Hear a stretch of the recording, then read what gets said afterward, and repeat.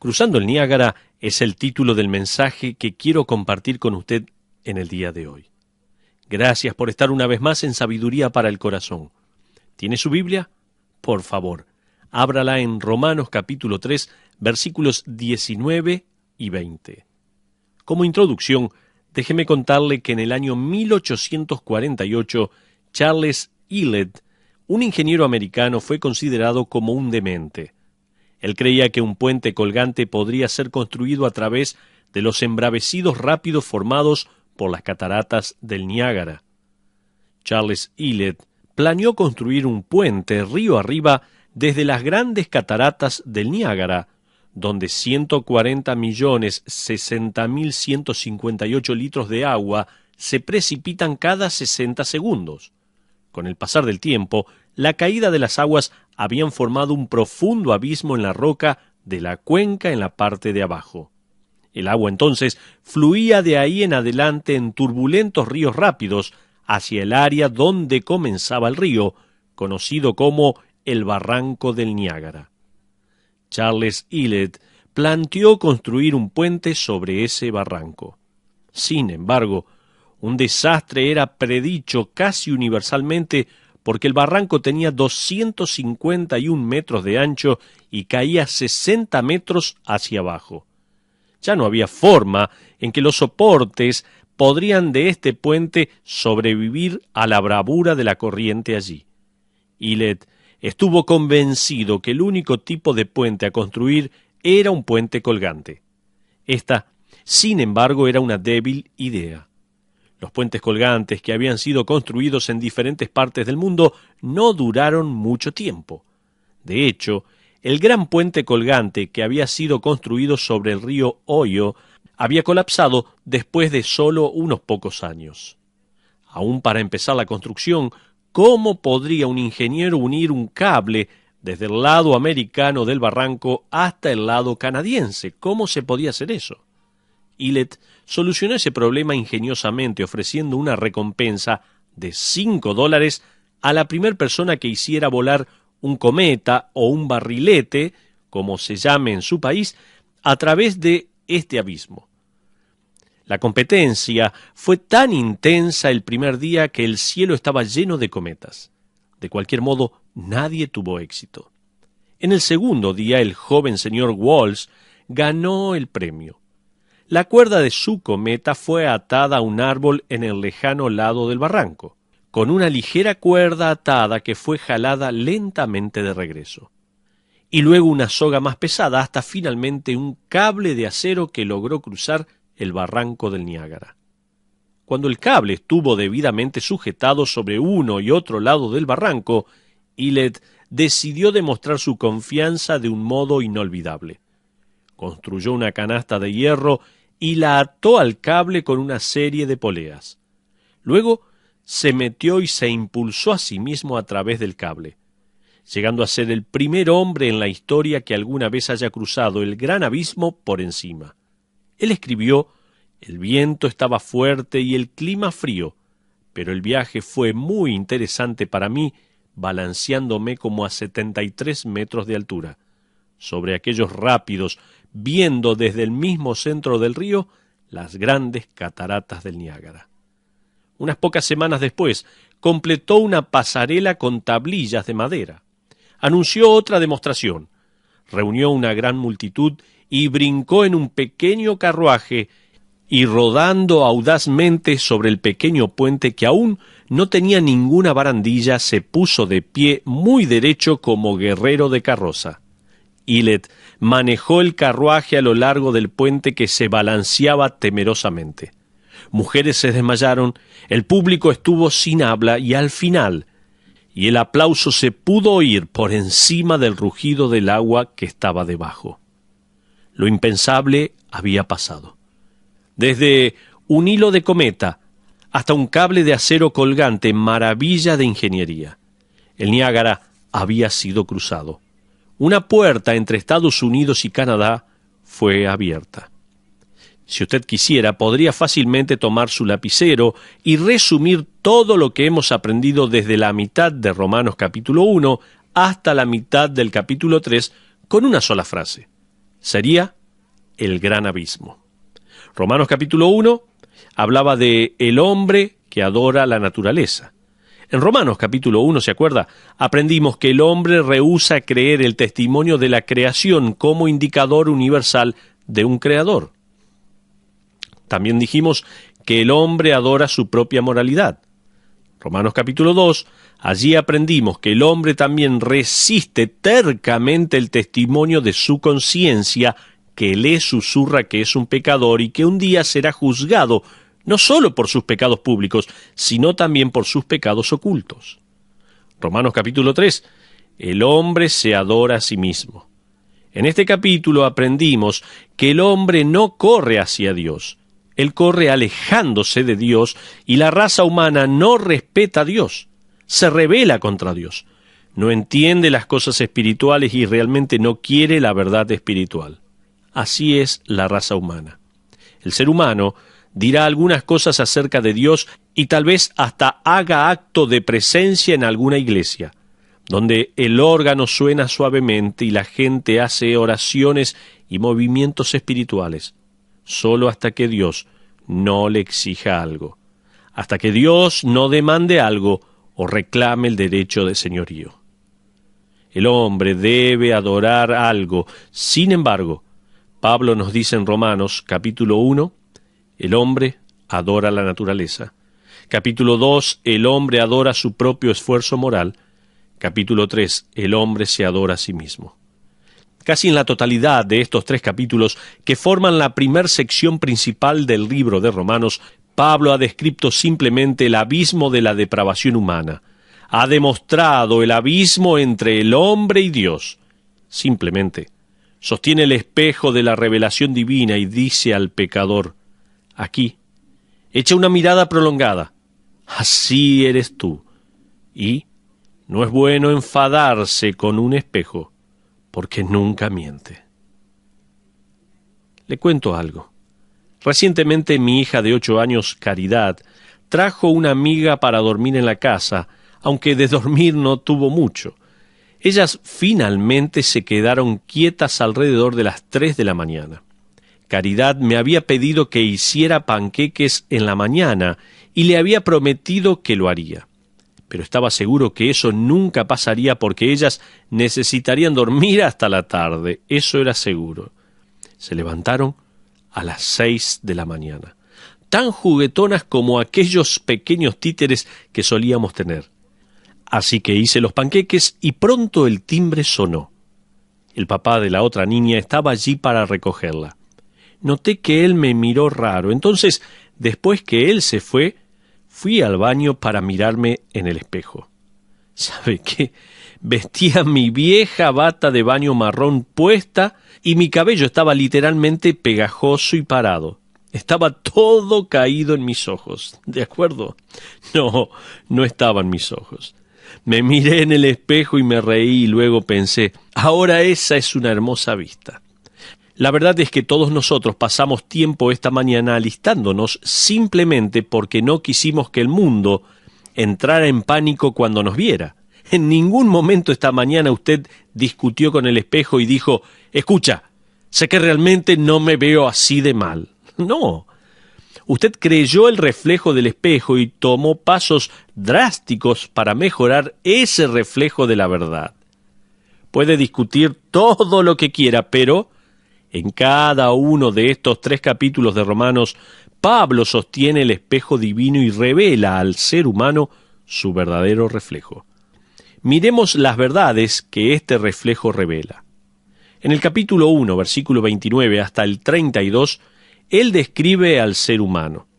Dice, estando atestados de toda injusticia, fornicación, perversidad, avaricia, maldad, lleno de envidias, homicidios, contiendas, engaños y malignidades, murmuradores, detractores, aborrecedores de Dios, injuriosos, soberbios, altivos, inventores de males, desobedientes a los padres, necios, desleales, sin afecto natural, implacables, sin misericordia, quienes habiendo entendido el juicio de Dios, en otras palabras, a pesar de que intuitivamente saben lo correcto y lo incorrecto, quienes habiendo entendido el juicio de Dios, que los que practican tales cosas son dignos de muerte, no solo las hacen, sino que también se complacen con los que la practican. En el capítulo 2, versos 4 al 6 dice: «¿O menospreciáis las riquezas de su benignidad, paciencia y longanimidad, ignorando que su benignidad te guía al arrepentimiento? Pero por la dureza y por tu corazón no arrepentido, atesoras para ti mismo ira para el día de la ira y de la revelación del justo juicio de Dios, el cual pagará a cada uno conforme a sus obras». En el capítulo 3, versos 10 al 18, dice así también: «Como está escrito, no hay justo ni aun uno, no hay quien entienda, no hay quien busque a Dios. Todos se desviaron, a una se hicieron inútiles, no hay quien haga lo bueno, no hay ni siquiera uno. Sepulcro abierto es su garganta, con su lengua engañan, veneno de áspides hay debajo de sus gargantas. Su boca está llena de maldición y amargura, sus pies se apresuran a derramar sangre. Quebranto y desventura hay en sus caminos, y no conocieron camino de paz. No hay temor de Dios delante de sus ojos». Esa es la revelación inspirada de la naturaleza humana, la descripción divina del gran abismo que en última instancia separa al hombre pecador de un Dios santo. Esas son embravecidas aguas turbulentas del pecado, el barranco del Niágara que ningún hombre jamás será capaz de cruzar. No importa cuán rápido corra, no importa cuán sincero sea su corazón, no importa qué tan lejos salte, él no puede cruzar este gran abismo, debe tener un puente. Pero ¿sabe qué? Todo el mundo tendrá que rendir cuentas ante Dios también. Pablo resume todo lo que ha dicho en una sola oración. Note el verso 19 de Romanos capítulo 3. Busque allí en su Biblia, Romanos 3:19, donde dice: «Pero sabemos que todo lo que la ley dice, lo dice a los que están bajo la ley, para que toda boca se cierre y todo el mundo quede bajo el juicio de Dios». ¿Escuchó eso?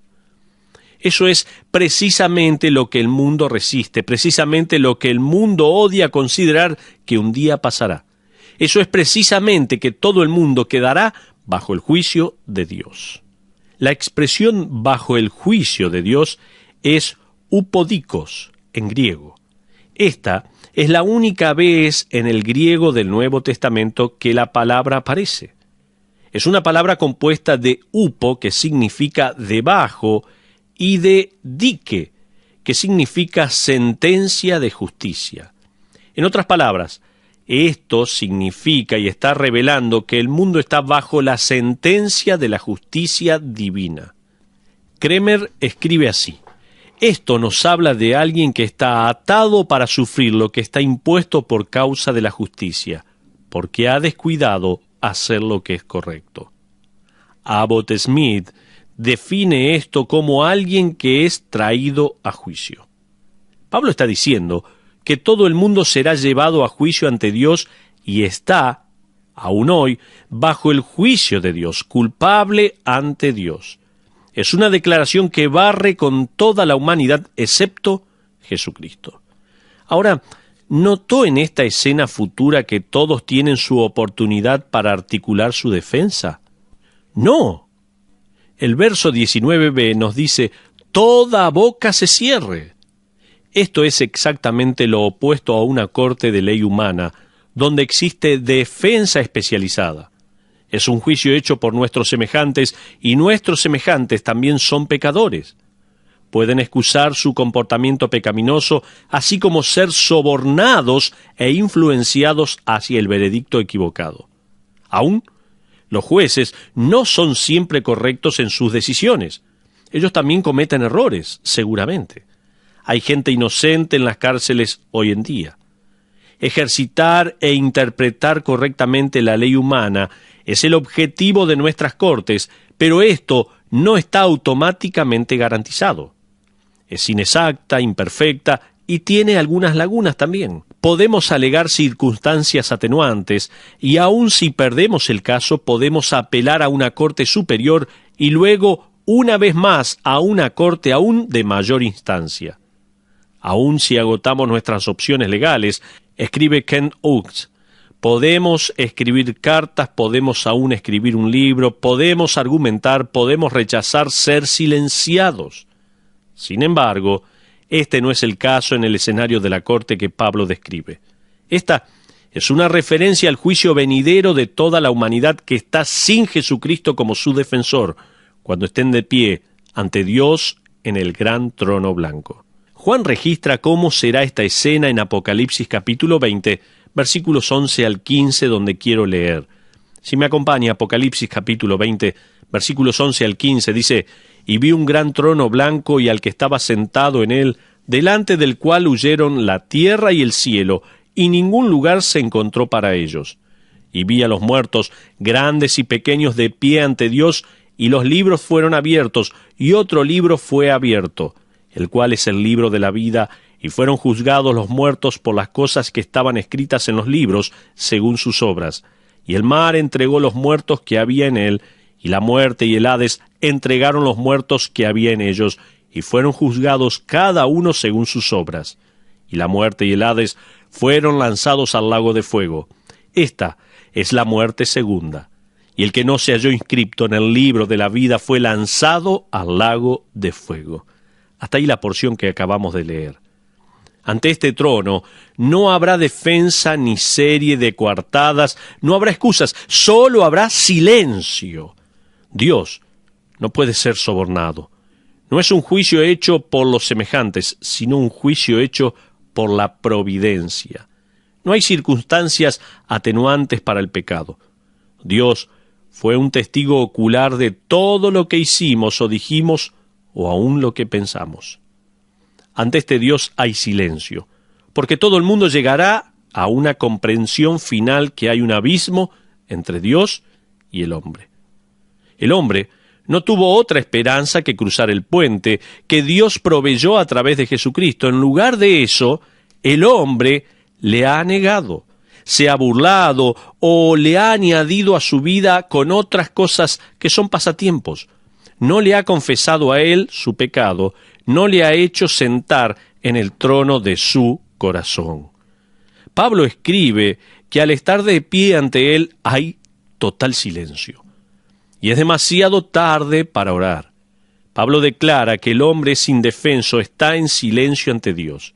El hombre es indefenso porque es inexcusable. Pero, ¿por qué es eso?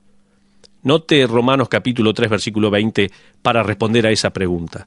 Dice la Biblia: «Ya que por las obras de la ley ningún ser humano será justificado delante de él, porque por medio de la ley es el conocimiento del pecado». Dicho de otra manera, nadie irá nunca al cielo por guardar la ley, porque nadie puede hacer eso. De hecho, una de las razones para que Dios diera la ley fue simplemente probarle al ser humano que él no podía cumplirla. Pablo dice en este verso: «Porque por medio de la ley es el conocimiento del pecado». Eso no es excusa para nuestro pecado, simplemente revela que somos pecadores. J.B. Phillips fue un catedrático británico que parafraseó el Nuevo Testamento y tengo una copia de eso en mi biblioteca. Como él era inglés, ocasionalmente arrojó nueva luz sobre un pasaje a través del uso de sus términos británicos para explicar conceptos. Un ejemplo de eso fue Romanos capítulo 3, versículo 20. En Inglaterra, en su generación, lo que ahora llamamos regla se llamaba vara de alinear. Entonces, cuando Phillips parafraseó en este verso, porque por medio de la ley es el conocimiento del pecado, él escribió así: «Ciertamente es la vara de alinear de la ley que nos muestra cuán torcidos estamos». Me encanta este concepto. ¿Alguna vez ha tratado de colgar papel para pared decorado con rayas? Eso destruiría mi matrimonio, se lo puedo asegurar. Manténgase alejado de las rayas. No estoy hablando por experiencia, claro. ¿Alguna vez ha colocado papel de pared con rayas y pensó que estaba haciendo un buen trabajo hasta que llegó a una esquina o a una ventana? De pronto se dio cuenta que lo estaba pegando torcido. Probablemente se preocupó y estaba muy enfadado con la pared que estuviera torcida, ¿no? Pero pudo haber sido más que seguro que estuvo pegando el papel torcido y no la pared. La vara de alinear del marco de esa ventana no puede enderezar el papel. Puede solamente revelar que su papel ha sido pegado torcido. Volver a la analogía del espejo, eso solo actúa como la ley. Mientras que ese espejo puede con absoluta precisión revelar su sucio rostro, no puede lavarlo. Puede mostrar que usted necesita afeitar su barbilla, peinar su cabello y cepillar sus dientes, pero no puede afeitarlo o peinarlo o cepillar absolutamente nada. La función del espejo es obligarle a usted, desafiarle silenciosamente y animarle a tomar el lavarropas, el afeitador, el peine y el cepillo, pero no puede limpiarle. No tiene el poder para limpiar ninguna suciedad ni para afeitar ninguna barbilla. De la misma manera, la ley es un regalo de Dios para nosotros, no para hacernos culpables, sino para mostrarnos por qué lo somos. Y aquellos que dicen, bueno, yo voy a ir al cielo porque realmente estoy tratando de cumplir la ley, o voy a entrar al cielo porque soy moral, tengo prestigio, tengo un buen vivir, están pidiendo al espejo que les lave la cara, ¿entiende? Amigos y amigas, la ley puede desafiar su vida, pero no puede cambiarla. Aún puede condenarle, pero no puede convertirle. La ley puede mostrarle cuán torcido y sucio está, pero no tiene el poder para lavar ninguno de sus pecados. Ahora, vayamos haciendo una conclusión. Usted necesita entender que Pablo está a punto de presentar el Salvador al pecador, pero primero le está presentando al pecador su necesidad de un Salvador. Ha escrito a colores el gran abismo entre Dios y el hombre, el terrible abismo creado por el pecado y la depravación de la raza humana. Pablo, sin embargo, empezará a describir la conexión divina entre Dios y el hombre en la persona de Jesucristo, quien es el hombre sin pecado, la suma y sustancia del Dios admirable. Él describirá así: la pequeña cuerda de cometa o barrilete que se extendió sobre el abismo del pecado humano y la desesperación cuando Cristo nació de una virgen. Jesús vino como un bebé pequeñito, la encarnación de Dios. Luego que la cuerda del cometa jaló a través de la desesperanza de la raza humana, la cuerda más fuerte de la vida de Cristo sin pecado y culpa, Jesús es el Cordero de Dios sin pecado. Luego, una soga jaló a lo largo del abismo. Eso fue la autenticación milagrosa de la deidad y la validez del mensaje de Cristo. Una soga más gruesa aún después, que fue la muerte de Cristo en la cruz, cumpliendo perfectamente las profecías y pagando la penalidad de los pecados de la raza humana. Finalmente, el cable de acero extendido a través del incruzable abismo que ancló el puente para siempre fue la resurrección de Jesucristo de los muertos. El puente de la vida podría y sería construido sobre y a través de la persona de Jesucristo. Jesús dijo, de acuerdo a Juan 14:6, «Yo soy el camino y la verdad y la vida. Nadie viene al Padre sino a través de mí». En otras palabras, nadie puede cruzar el Niágara de la desesperación humana y la depravación, a menos que se cruce por encima como fue hecho por aquel que cruzó ese Niágara, el Señor Jesucristo. En el capítulo 3, versos 19 y 20, Pablo termina la primera sección de su carta a los romanos y ha logrado su meta. En su primera sección, el mundo entero ha sido traído ante el juicio de Dios, con la conciencia de que no tiene esperanza ni excusa, tampoco defensa ante el juicio de la santidad de Dios. Y, teniendo esa terrible conciencia, el mundo entero se pone de pie ante Dios en absoluto silencio. No hay corte de mayor instancia para apelar, no hay oración que se pueda hacer. Sin embargo, esto será en el futuro todavía. Hoy, mi amigo, Usted sí tiene una oración que puede hacer, si la quiere hacer. Ore a Dios, clamando a Él por el perdón de Dios y recibiendo a Cristo como su único y suficiente Salvador. Que así sea.